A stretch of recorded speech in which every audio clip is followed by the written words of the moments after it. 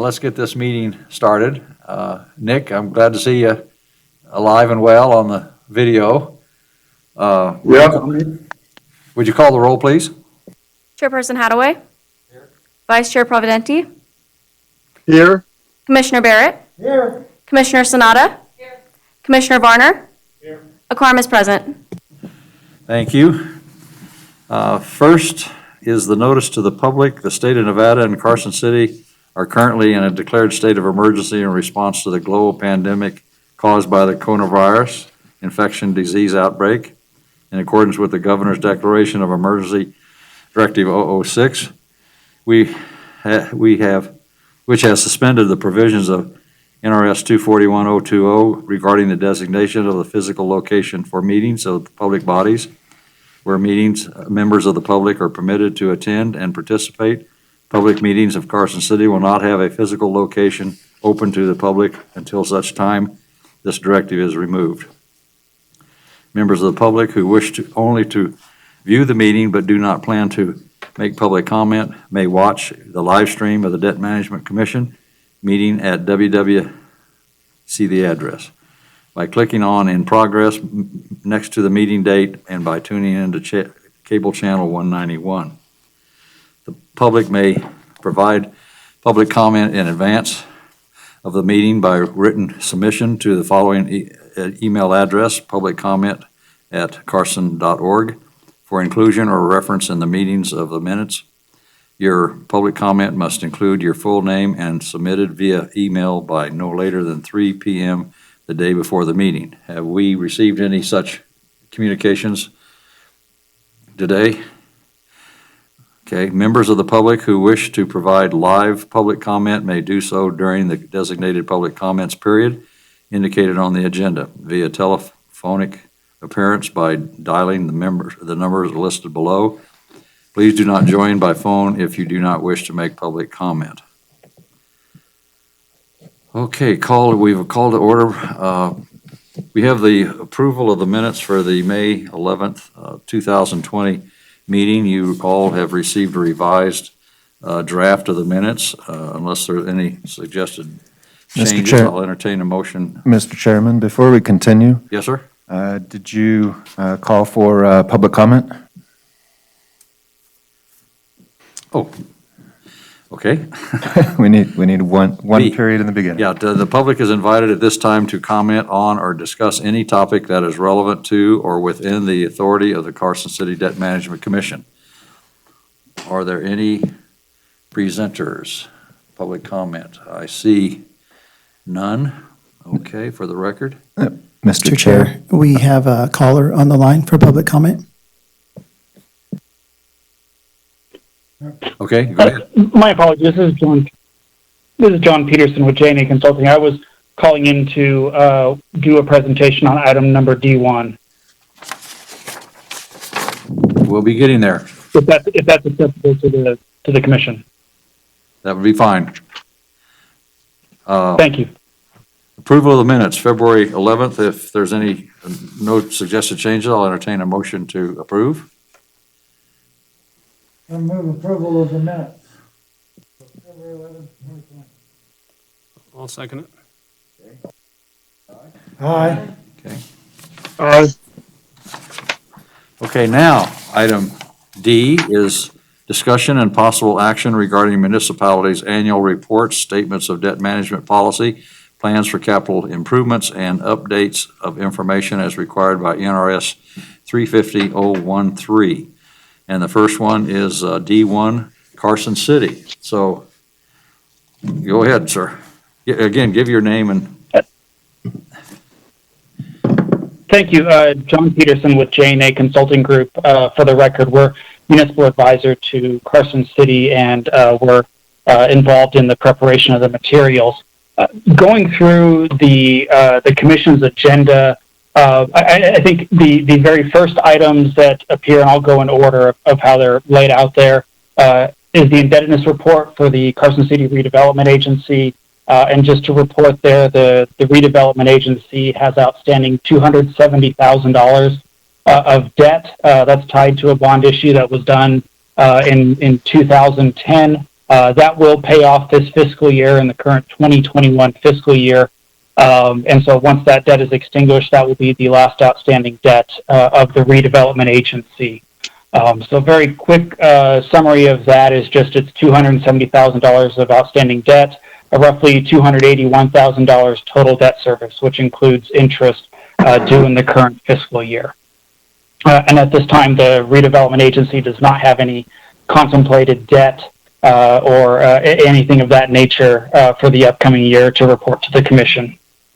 The agency's capital improvement plan is attached, but I would defer to Sherry Russell, I believe is in attendance at the meeting, if there were questions regarding that capital improvement program. I'm here, John. Any questions on the, Oh, hi, Sherry. any questions on the CIP? Okay, let's continue.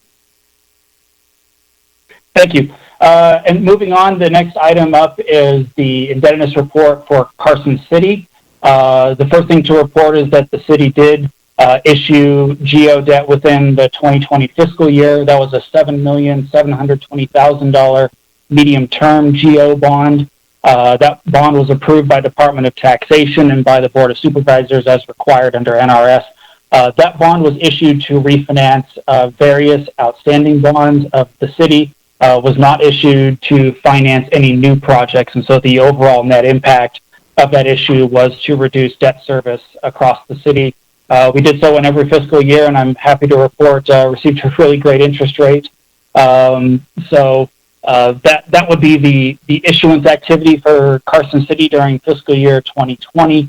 And then moving on to page 2 of the indebtedness report, just a couple of high-level summaries.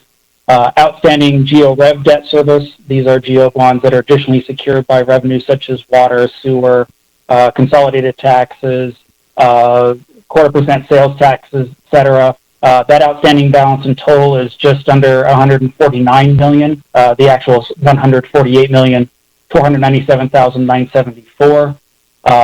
Looking at medium-term outstanding debt, that amount is $11,433,000. Which includes the $7 million issuance that I spoke to earlier. Outstanding capital leases are $3,967,738, which consists primarily of energy improvements that the city did in 2016. Those lease obligations run for the next 17 years. Apologize on that. And then finally, outstanding revenue bonds, and these consist primarily of gas tax and fuel tax secured obligations of $11,975,400 for a combined total indebtedness of the city of $175,874,112. There are some notes at the bottom of page 2 of the indebtedness report regarding some differences between the city's C1, those attached to its budget, and this indebtedness report. Primarily, those were some rounding differences in outstanding bond amounts, $1 here, $1 there. The other large change is the $7,720,000 bond that we mentioned earlier, which was finalized subsequent to the preparation of the C1, which is the big reason for the difference there. Looking over at page 3, this shows the outstanding debt service requirements for the next 5 years by those various categories.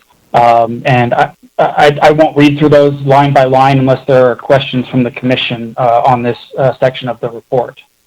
Any questions? Okay, continue. Moving on to page 4, and really page 4 through page, I believe it's page 12. Sorry, page 11 shows outstanding debt service requirements by each of the various repayment sources in this indebtedness report. So we have, starting on page 4, the medium-term bonds, which are paid from various city sources. Essentially, any legally available funds pay for these bonds. However, in practice, the city has identified specific revenues, such as in the instance of the recent bond, water, sewer, stormwater, and fees from the development office to pay for that bond. Moving on to the 0.25% sales tax, these are secured by a sales tax that's collected in the county for parks and open spaces, and again, shows those outstanding debt service requirements for the next 10 years.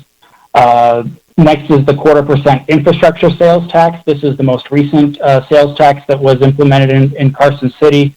The two left columns, this is on page 5, illustrate the outstanding balance of $12.5 million. The city is also contemplating a $7 million prospective issuance that it anticipates would be issued in 2023, and those numbers are illustrated in the columns on the right. Next, we go to the consolidated tax bonds on page 6. Outstanding balance of $22,580,000. Annual debt service payments running through fiscal year 2023. Room tax secured bonds. These are bonds that were issued by the city on behalf of the Convention and Tourism Authority. Outstanding balance of $1,165,000. Payments running through 2023. Page 7 is the V&T historical tax. This is an 0.1% sales tax, originally begun in 2005. Outstanding balance of $5,410,000. Payments run through fiscal year 26. And the next several tables involve the water system, the wastewater system, and the city stormwater system. Outstanding balances and annual debt service payments are illustrated there. And then the last ones that we're going to look at are on page 10. The revenue bonds, again, this is motor vehicle fuel tax bonds. These are not GO bonds of the city. These are secured only by the revenues generated from the sale of fuel in Carson. Outstanding balance of $11,975,400 in annual payments running through fiscal year 2030. And finally, the capital lease payments that I mentioned earlier for the energy improvements of the city. Final payment is in fiscal year 2037. And those payments, I will add, the city receives a federal subsidy on a significant portion of this outstanding balance. The debt service payments that you see are the gross payments. They do not include the subsidy that the city receives. And so in practice, the actual or the net debt service that Carson is paying on this obligation is less. That's a real quick summary of the outstanding debt balances and debt service schedules, and I'll pause and see if there are any questions from the commission. Mary? Yeah, I was curious on your anticipated bonds. You used an anticipated interest rate of 5%, and that Yes. seems a little high to me. Why would a municipality be paying 5%? It is high. I mean, if we were doing this in today's market, it would be much lower than 5%. But some of this is really just for planning purposes, having that cushion. As the timing may shift, one of the things that we discover is that the sales tax actually has a hard expiration date. And so if our plan to issue in fiscal year 2023 is delayed, it's not like we get an extra year to issue or an extra year of debt service payments on those bonds. So that 5% interest rate really is just cushion. And that number will be refined as we get closer to the issuance date. But we definitely wanted to be more conservative rather than have to come back later and say, oh, by the way, instead of, today where it may be, 2.5%, it's really 4%. So that's the reason for that assumption. Okay, Mary? Any other questions? Okay, please continue. Thank you. Moving on to page 12 of the city's report. This is just contemplated debt issuance, and again, other than the 0.1% sales tax bonds in fiscal year 2023, we are not anticipating any debt to be issued by the city.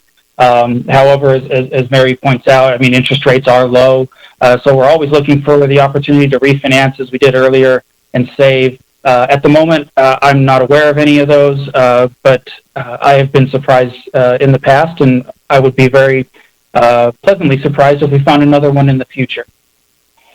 And then finally, the city's capital improvement plan is attached. And if the commission has any questions on that, I would defer to Sherry to give an explanation of the specific improvements. Any questions from the commission?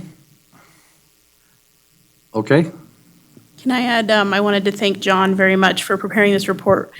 for the city. This year with ERP and COVID, we just ran out of bodies to prepare this stuff. Usually we do prepare it, but with ERP and this COVID, it's just been a whirlwind in our department. So I wanted to thank John, and I did ask him to present because it's all his data. But I wanted to lay out that over $100 million of our debt is strictly for sewer, water, and stormwater. So if we didn't have those utilities, our debt would be a lot lower. And then I also wanted to point out that our available debt limit is going to allow us about $74 million in available debt if we wanted to issue. Okay, based upon that information, between now and February, I'm just anticipating, we do get called special meetings from time to time. I don't anticipate the city calling a special meeting because I don't see any bonds coming up during that period. Okay. I think you're correct. Okay. Are you going to handle the debt management policy, or is it John? I will handle that if that's okay, Sherry. Okay, please continue.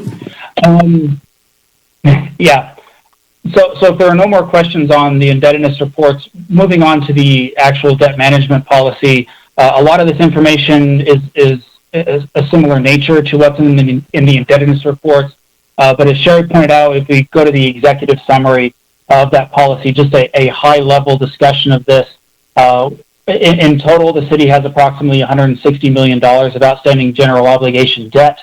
That comprises the $148 million of GeoRev debt that's secured by revenues, and the $11.4 million of medium-term GEO bonds. That's where that $160 million comes from, the combination of those two.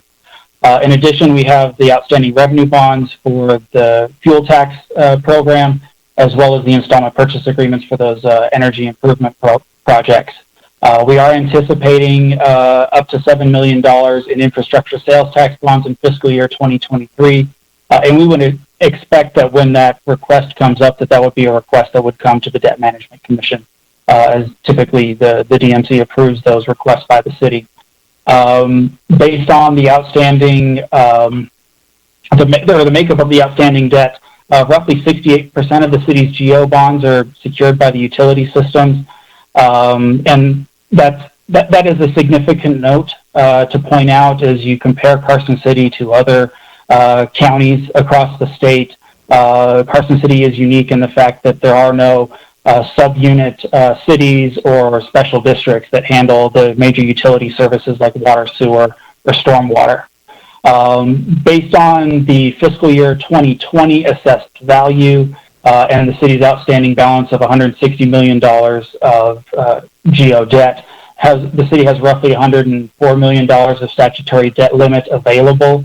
And I apologize, I did not prepare this number in advance, but I do know that assessed value increased within Carson City for fiscal year 2021. So we would anticipate that number would rise as well. Really, a lot of the next few pages are summaries of outstanding debt. And so I don't, unless the commission wants to specifically talk about those, my next comments would really begin to focus on starting on page 3 at the bottom of the debt management policy, if that's acceptable. Go ahead. Starting on page 3, this is where we kind of drill down into the medium-term bonds. And again, these are bonds that are payable from all legally available funds of the city. And in practice, when the city has issued these bonds, it has identified specific revenues to pay them. For example, water, sewer, stormwater, building fees, etc. That outstanding balance is $11,433,000 as of June 30. A big increase in that was the $7 million bond that we did prior to the end of the fiscal year to refinance existing bonds. Page 4 is just illustrating the affordability of all of the medium-term bonds based on the available revenues from those identified systems. So the revenues that the city's identified include the Capital Projects Fund revenue. That's the 5-cent property tax revenue that's collected by the city. The wastewater utility, the stormwater utility, and the water utility as well. However, I'll point out that the water utility, we didn't begin using those revenues to pay medium-term debt until fiscal year 2021 because it's involved in that recent bond. In addition, the city has identified the 911 surcharge fund revenues, revenues from the landfill fund, and as you can see, as you look at the total revenues available of roughly $12 million in fiscal year 19 and 20 and $15 million in 2021, compares favorably to the annual debt service requirements for those same years of $1.1 million, $950,000, and $2.3 million respectively. Moving on from medium-term bonds, we look at the proposed bonds, and this is again that 0.125% infrastructure sales tax, anticipating that those bonds would be issued fiscal year 2023. The city is planning for an issuance of up to $7 million. That obviously will depend on the needs at the time. In the interim, the city is collecting that infrastructure tax and using it to purchase and to complete the plan that was approved by the Board of Supervisors. But this is a pro forma number. You'll notice that in terms of the debt service repayment, the repayments actually heavily weighted in the last 2 years. And the reason behind that is when you combine the payments on this bond with the payments on the existing infrastructure tax bonds, the goal would be to create a overall level debt service over the remaining term of the program. And again, the program ends in fiscal year 2047. The next page is page 6, talking about the quality of life tax. And again, this is parks and open space. This is that program in Carson City. Outstanding balance is $5,705,000. Annual debt service of roughly $640,000 in later years, but currently the city's paying almost $716,000 a year in debt service. And going on to page 7, comparing how the revenues that are pledged to those bonds meet out against the required debt service. The sales tax revenue that's reported is between $2.7 and $2.9 million in 19 through 2021. However, only 40% of that revenue, and this 40% is by statute, is the limit that can be pledged to bonds, is roughly $1.1 million a year. And again, compared to our annual debt service of $700,000 a year, have ample coverage to make those debt service payments. Any leftover revenues can obviously be used for the open space program in Carson. The infrastructure bond program, this is the 1/8%.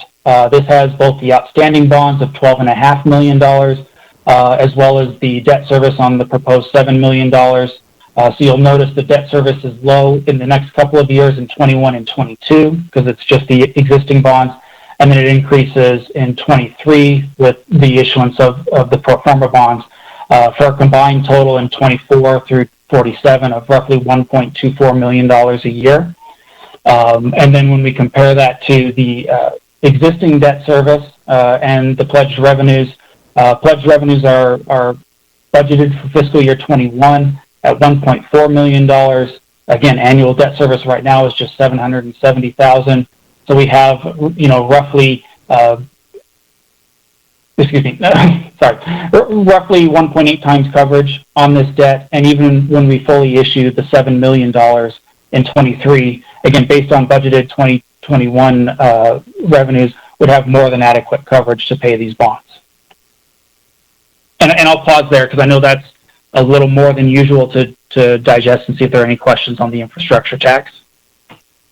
Question? Okay, continue.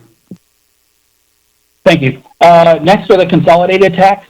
So consolidated tax is received by the city. This is the city's distribution of the statewide consolidated tax. The outstanding bonds are roughly $22,850,000. However, the RDA, the city's redevelopment authority, does pay debt service on one of the bonds. That's the bond that matures in fiscal year 2021. So some of that debt service that's shown in fiscal year 2021 is actually paid by the RDA, is not paid by the city, but we do show it in both places just to be conservative. The annual debt service on those bonds is between $3.2 million in fiscal year 2021, drops in 22, and then is roughly level in fiscal years 23 through 2030 at about $2.2 million, and then drops again in fiscal year 2031 to $1.7 million. And then looking at page 11, where we compare the revenues that are pledged against the debt service, the city receives approximately $30 million a year in consolidated tax. However, by state statute, only 15% of that can be pledged to the bonds. So we have roughly $4.5 million of pledged revenues based on the 2021 budget. And again, that compares favorably to the annual debt service number of $3,182,000, giving us a coverage of roughly 1.4 times.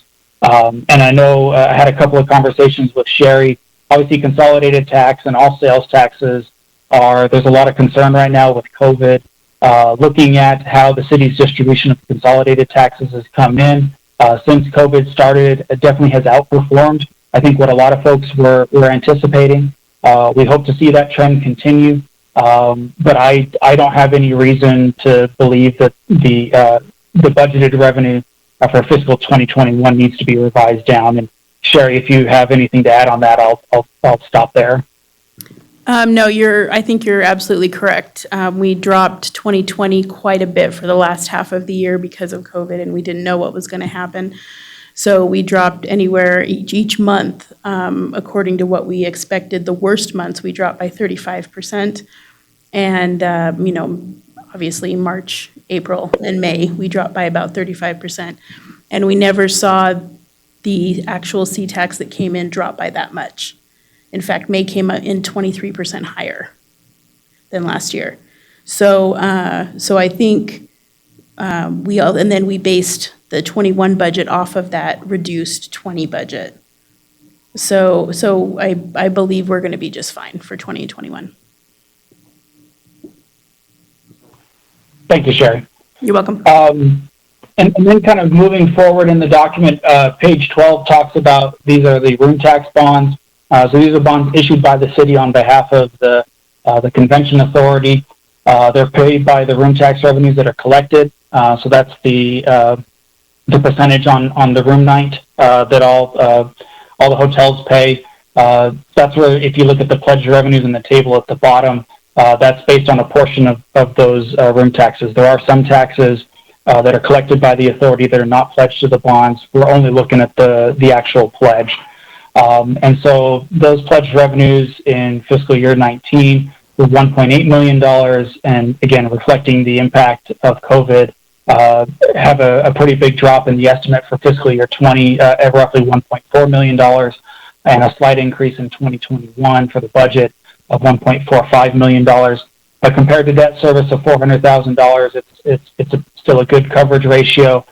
Still a very good coverage at over 3 times in fiscal year 2020 and 2021.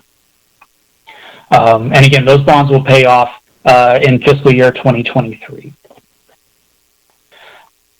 Page 13 is the 1/8% sales tax. This is the V&T program. Outstanding debt is $5,410,000 with annual debt service of about $1,041,000 per year. The revenue that the city collects in that fund is between $1.4 million or $1.5 million in 2019, but was revised down to $1.4 million in 2020 and 2021. But again, good comparison relative to the debt service requirement of $1,040,000 for coverage of between 1.3 and 1.4 times. Moving on to page 14, talking about the water system. Outstanding water debt is $49,374,267. And this is actually a significant drop from the same report last year. As many of you may remember, the city refinanced its 2010 water bonds, but through an odd, I'll call it financial or legal quirk. Those bonds remained outstanding on the audit for the financial statements. And so essentially that refunding was counting those bonds twice. Happy to report that those bonds were in fact redeemed as planned on May 1st of 2020, and that was a reduction of $10,100,000 that was redeemed as part of that refunding. So that's why if you compare this report to last year's report, there's such a large decrease, is because of that early redemption of those 2010 bonds. Annual debt service on the water system currently is about $3.8 million. However, it does increase over the upcoming years to roughly $5.4 million in fiscal years 26 and 27, and then would expect that to reduce back down to $3.5 million beginning in fiscal year 2028.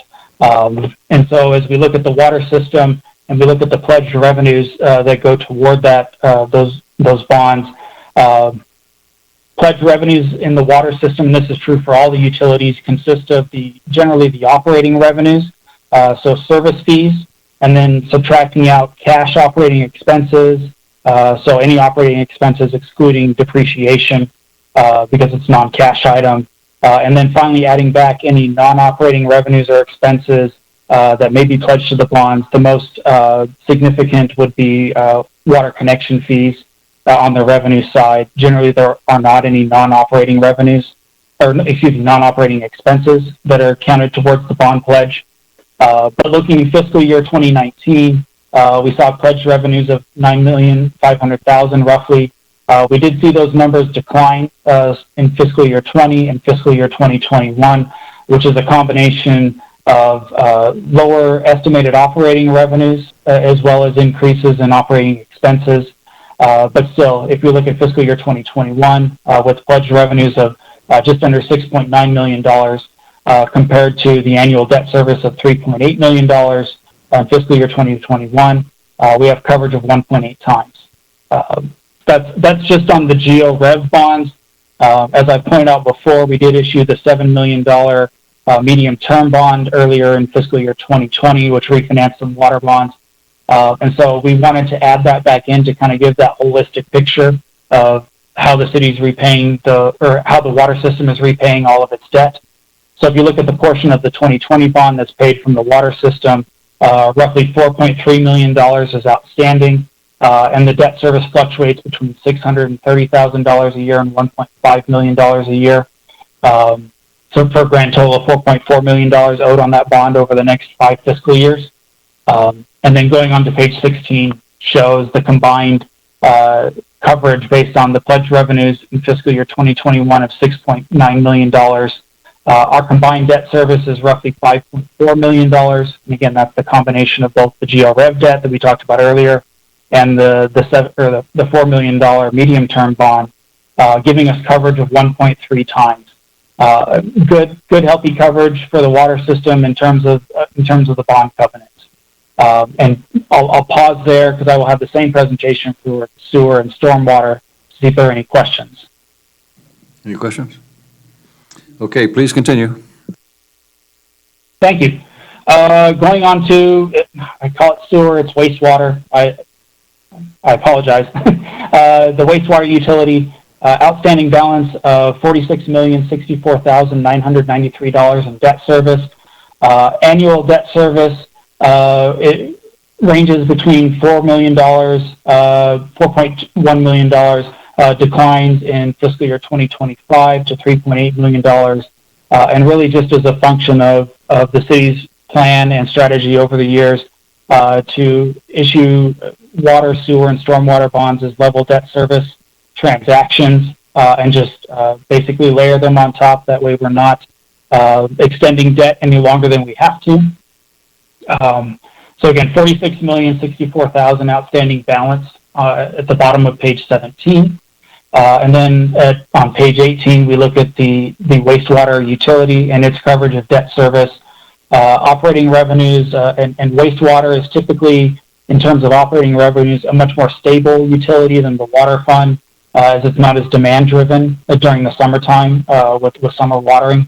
But we see operating revenues of roughly $15 million in 2019, 2020, and 2021, and subtracting out operating expenses, which at their peak in 2021 is $7.5 million, gives the city roughly $7.9 million of pledged revenue, and comparing that against the $4.1 million in bond debt service, gives us a coverage of 1.9 times. So very healthy coverage there. And similar to the water, we do have a portion of that 2020 bond that is for the wastewater system. It's a very small portion, though. This is page 19. That outstanding amount is $714,000, roughly $80,000 a year in annual debt service. And so when we get to the combined affordability page, on page 20, showing combined debt service of roughly $4.2 million at its peak in fiscal years 2021 through 24, and again declining down to 3.9 million in 25. But overall coverage again of 1.9 times at the low point, which again is very healthy coverage. On the stormwater system, the city has outstanding $5,698,714 of outstanding stormwater bonds. Annual debt service is roughly $440,000 a year for the next 14 fiscal years, and then starting in fiscal year 2035, drops down to $366,000 a year. Looking at page 22, this compares the revenues to the debt service. Operating revenues of the stormwater system are approximately $1.8 million a year, pretty constant again, similar to the wastewater system in fiscal years 19 through 2021. I will point out that the budgeted numbers in fiscal year 2021 do not include the rate increases that are in front of the Board of Supervisors right now. So just want to make that very clear for the record here. And then looking at operating expenses of $850,000 in fiscal year 2021 and subtracting that out from the revenues gives us approximately $980,000 in pledged revenues to repay those bonds in fiscal year 2021. Those are budgeted numbers. And again, comparing to annual debt service of $440,000 a year is good coverage, 2.2 times. But that is only half the story as it has been for water and sewer. We do have this medium-term bond that's accounted for separately. That outstanding balance is $2,009,000, run through fiscal year 2025, and annual payments are roughly $414,000 a year on that bond. So when we get to page 23, you can see the combined debt service for the next 5 years is roughly $850,000 a year, and comparing that against the $980,000 in pledged revenue, gives us coverage of 1.15 times. And again, that runs through 25, and then we see the debt service drop to roughly $440,000 after that. So that is through the utilities, and I'll stop and see if there are any questions. Please continue. Yeah, not hearing any questions. Then on page 24 is where we fulfill the requirement to illustrate the city's debt limit. And so again, these are based on fiscal year 2020 values, and again, values in fiscal year 2021 that began July 1st are up from 2020. But the city's assessed value in fiscal year 2020 was $1,666,000,000 and change. And then in addition to that, we would also include the redevelopment agency, which is excluded from that $1.6 billion number. And the redevelopment agency assessed value is roughly $94 million. So total assessed value within Carson City is $1,760,000,000. And the city's debt limit is 15% of assessed value. So debt limit is $264 million, and subtracting out the $160 million of outstanding debt gives the city an available debt limit of $103 million, or almost $104 million. And really, when we talk about debt limit, I think the big thing to take away from this is that debt limit is somewhat like the number of checks in your checkbook. It doesn't mean that, all of a sudden the city can go out and do $100 million in debt. Whenever the city evaluates debt, it has to identify a repayment source. That's the number one priority whenever a debt is issued. But it's good to see that there is that healthy spread between the debt limit and the outstanding debt. And as the city doesn't have any immediate debt plans, at least excluding the $7 million in fiscal year 2023, we would expect that this number would increase over the next couple of years as debt is repaid, and hopefully as assessed value increases. But I'll pause and see if there are any questions on the debt limit discussion. Yes, I have Mary? Just a clarification. The assessed value that you're reporting is the gross assessed value. Is that correct? Yes, these are the assessed value numbers that come out of the red book. Okay, but But we can't tax all of that assessed value because of the 3% limit. So is our calculation a little skewed by the fact that we're including an assessed value that we really can't tax? I don't know, just a question. I don't believe so. And I think fundamentally is because the 3% limit is dealing with tax revenue, and the debt limit is just saying you can have outstanding no more than X of actual debt. And so the debt limit ignores the affordability and the repayment question. It just says, here's the formula for how much GO debt you can have outstanding. Right. And so the 3% is definitely important, but that is not something that when we look at the debt limit that's calculated, because it's really an internal affordability question. And as Sherry pointed out, I think earlier, the majority of the city's GO debt is actually paid by the utility systems.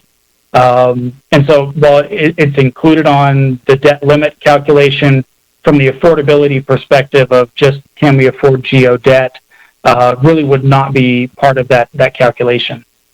Right, yeah, I understand the parameters that you have. I guess one of the tenets of accounting has always been substance over form, and it just, I mean, I know what you're doing is correct according to the parameters you're supposed to use. I'm just wondering if we put in the number of tax assessed value that we can really tax, we'd have a lower number. Anyway, that's all. Any other questions? Comments? Okay, please continue. And then I think really the next one we'll talk about is on page 25, where we compare the city's outstanding debt and the debt per capita and the debt as a percent of assessed value against various other governments within the state. And so Carson City is at the top, highlighted and bolded. Carson City's numbers have historically been higher than other governments within the state, primarily because it is a consolidated municipality.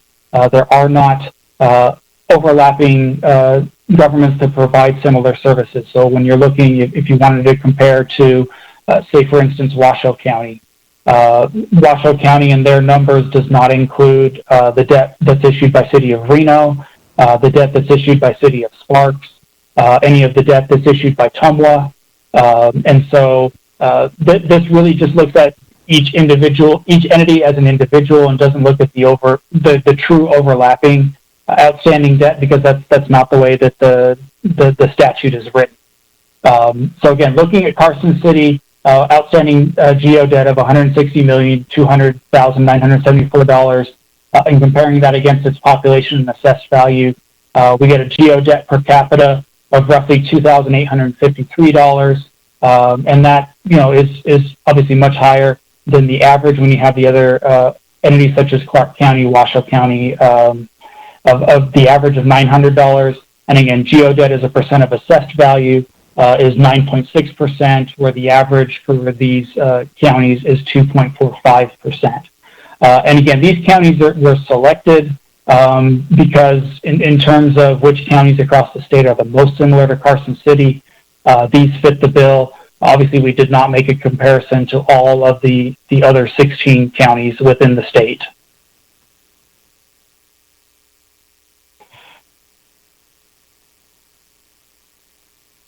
And then I think moving on, looking at pages 26 through page 31, really are the policies that the city has in place for issuance of debt, the parameters under which it would consider issuing debt, how the city will issue its debt, how it will select the consultants and the participants in those debt transactions.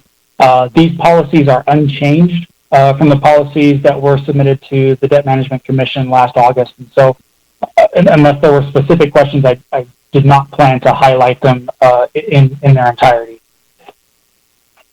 No, that was my only question, was whether they have changed since the last time we met, and they haven't, okay? Good. They have not.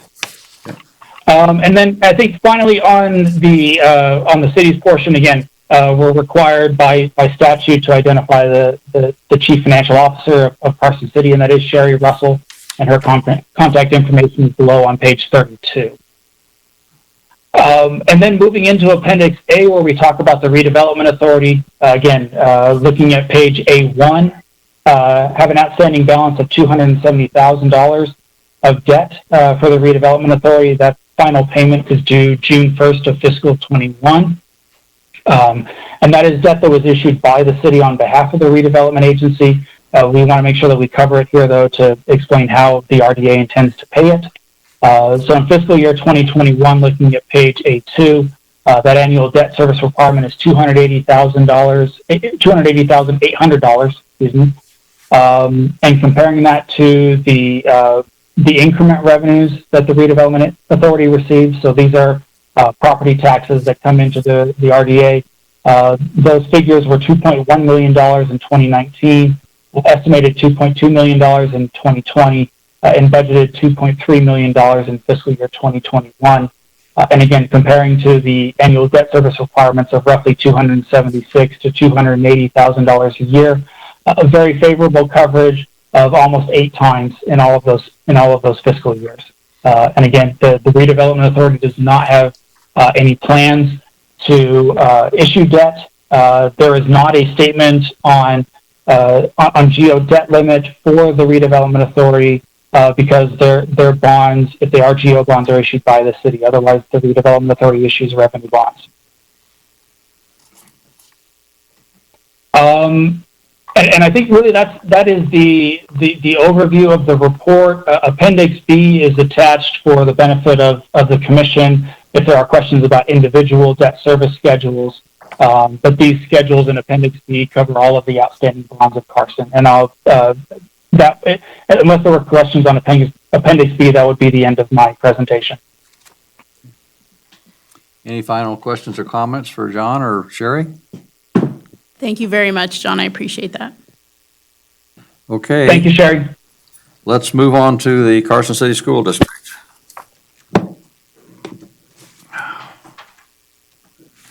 And this will be shorter.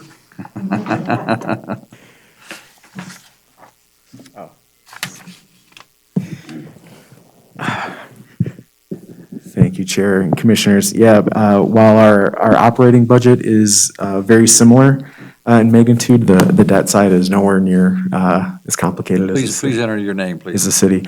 My name is Andrew Fueling. I'm the Fiscal Director for Carson City School District. So as Mr. Peterson mentioned, a lot of the information in the indebtedness report and the debt management policy are very similar. I'll just focus my comments on the debt management policy. For the school district, our outstanding general obligation debt is about $57.6 million. Our most recent issuance was in December of 2019, which was $11 million of new construction bonds. And back in August of 2019, we issued about $11.1 million in refunding bonds. Actually, I'm going to change.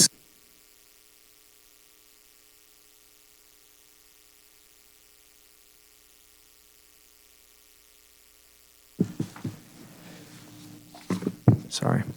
Hopefully that's better. Again, we've had basically two $11 million issuances in the last year, one for new construction and one for refunding of debt. Looking at page 1 of the debt management policy, you have the list of the current general obligation bonds, current debt obligations that we have, and then also the 2017 installment purchase agreement down below under other obligations. We, in 2017 and 2018, did about $5 million worth of energy conservation projects. In doing so, all 10 of our schools are now Energy Star rated. We are the most energy efficient district in the state by far. If you go back about 10 years, we were spending about $2 million a year on gas, electric, waste, and water, and now we're spending about $1 million a year. So it's made a pretty significant difference for the school district. In 2010, voters approved a 10-year rollover bond for the school district. And in that process, we lowered our debt service levy from 47 cents to 43 cents. And then in 2015, the legislative session extended that rollover authority, which was supposed to end in 2020, out until 2030. So we have that on here for the next decade. Looking at page 3, it gets into a little bit of the financials. Just to really note that the school district is required to keep a reserve of 50% of the principal and interest due on outstanding bonds in the next fiscal year. So for next year, we're due to spend about $6 million. We're expecting to have a reserve to start the year at about $4.2 million, so that's about 70%. And by the end of the year, it will be, if we don't do any other issuance, which we may, it would be closer to 5.5 million, which is about 87%. So we're well above the required reserve that the district is supposed to hold. Back in August, the debt management, or I'm sorry, 2 Augusts ago, or in August ago, the Debt Management Commission authorized issuance of really 40 million altogether. We've issued 11, so we have 29 million additionally that we're authorized to issue in debt. So with a reserve in those levels, 87% at the end of the year, we certainly have room to issue more if needed. On page 5, gets into the total general obligation debt limit based on the assessed valuation of the city. So at 15% of the total assessed valuation, it's about $191 million. In our terms, that number is really big because with our 43-cent rate, we could never get close to that. But that $191 million, just for perspective, in Washoe County, they're building high schools for over $200 million right now. So it's that construction cost continues to explode, especially with school districts and the companies that are available to do that specific type of work. The last thing, just to talk a little bit about the capital projects that the district is planning to engage in. If you go back to Appendix B, and I won't follow it exactly, but that's where the approved capital improvement plan for the district is laid out. The projects are laid out.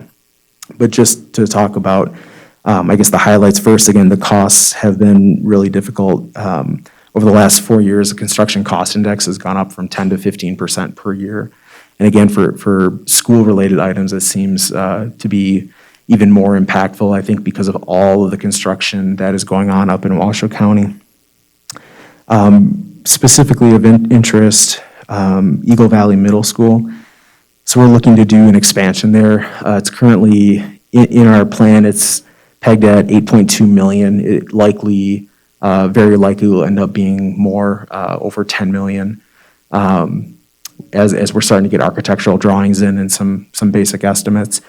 The idea being that Carson Middle School this last year held almost 1,300 students, and Eagle Valley Middle School held about 650.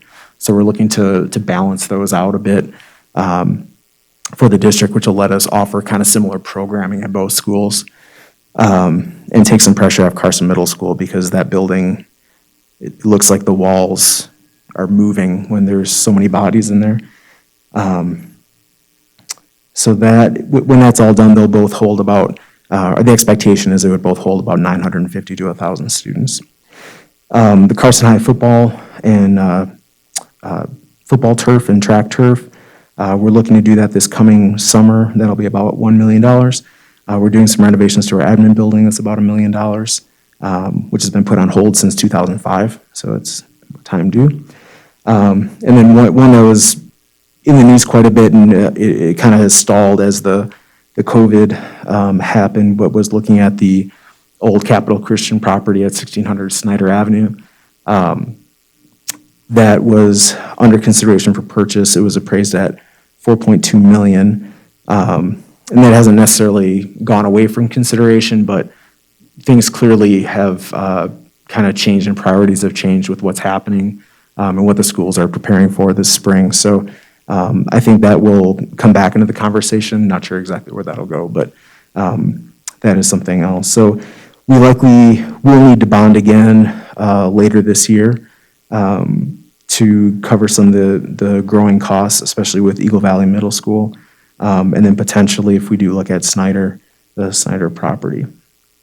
But it would be well within the authorized limit at this point. So mine was a little shorter than the city's. So, but I'm happy to take any questions. As I understand it, all what you contemplate is what we've already approved. I mean, as far as That is correct. Yeah, absolutely. and the Snyder is pretty much on hold right now? Yeah,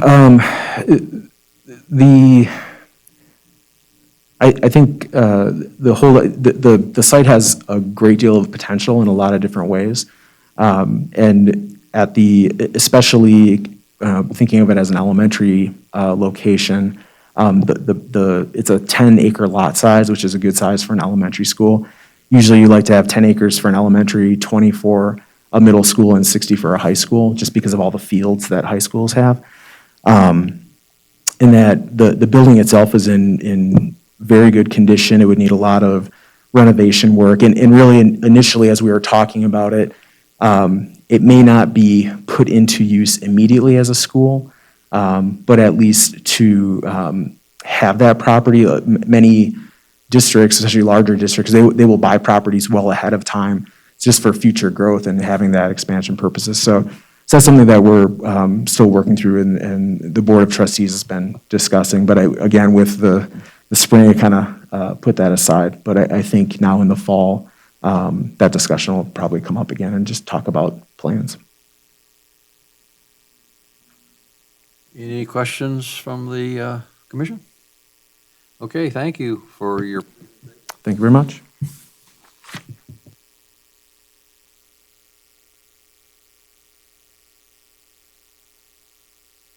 I think we should have a motion to just accept, not approve these reports. Certainly. Okay. I would entertain a motion for that purpose for both Carson City and the Carson City School District. I move that we accept the two reports we've just heard. Okay. All those in favor say aye. Aye. Aye. Okay, now, two formal actions that we have to take on an annual basis relates to the provisions of 350.015, which speaks to setting aside a specific percentage for emergency purposes and also establishing priorities for the use of the funds that are available. And since I've been on the commission, the limit has historically been set at 10%, and the priorities have been historically public safety first, education second, and health third. Unless there's any suggested changes to either the percentage or the priorities, I would entertain a motion to establish that for the next year. Mr. Chair, because the items are listed as two separate items on the agenda, I would only ask that you do two different motions. Okay, I would entertain a motion first on the percentage of limitation, which again historically has been 10%. I move that it stay at 10%. Second. I second. Okay, all those in favor say aye. Aye. Aye. Okay, item F is the priorities. Again, public safety was first, education second, and health third. Entertain a motion to continue those. Just a comment, it sounds to me like at the current situation, public safety and health are sort of intertwined, but yeah, I'll move to leave them the same. I'll second it. Okay, all those in favor say aye. Aye. Okay, Aye. thank you. Okay, we have to establish the meeting date for the February meeting. We normally have met on Tuesday, and what was it, the second or third? I think it was the third Tuesday of February. It doesn't really make any difference. Anybody have any problem with either one of those dates? You won't be here. Well, your replacement will be here, so make sure that your replacement shows up and is fully educated to what our rule is. Okay, I'm going to establish February 16th as the next meeting date. Is the time of 1:30 still okay with you all? Okay, let's go for February 16th at 1:30 for the February meeting. Okay, again, I will ask for public comment. Public is invited at this time to comment on any matter that is not specifically included on the agenda as an action item. No action may be taken on this matter raised under this item of the agenda. Is there any call-in public comment? There is no public comment, Mr. Chair. Okay, thank you. With that, then I will call the meeting to adjournment. Thank you. You have to do that.